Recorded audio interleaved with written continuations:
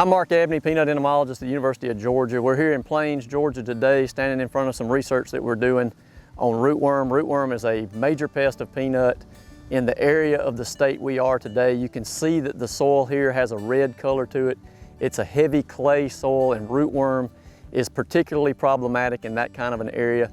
We've had rootworms going back for as long as we've grown peanuts in Georgia, but recently, because of regulatory issues with insecticides and a new species of rootworm that has come into our area, we've had more problems, more economic loss, more yield loss from rootworms than what we've seen in the past. And so we're working and have worked for the last several years on looking for answers for growers for managing rootworms in peanuts in Georgia.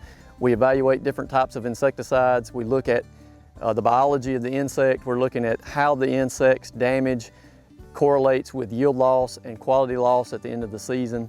And that's a big part of what we're doing in this part of the state. Around the state, in Tifton and at other research stations, we have research looking at lesser cornstalk borer.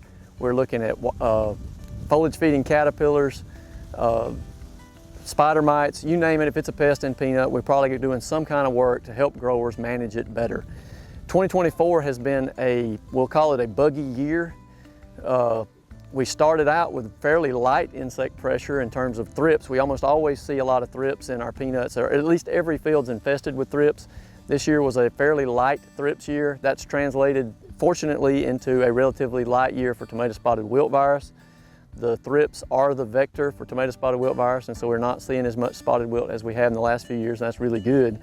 But once we got past thrips, the foliage feeding caterpillar started. It started early with tobacco budworm. We've had more tobacco budworm in 2024 than we've seen in quite a long time.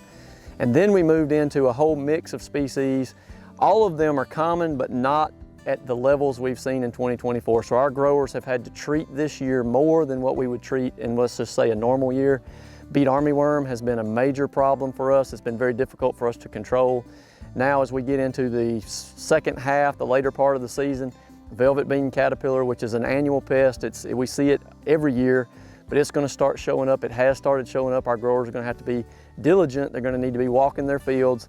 If they don't have a scout or a consultant, our county agents are going to be watching these peanuts to make sure that we don't end up with defoliation that's going to cost us yield at the end of the season.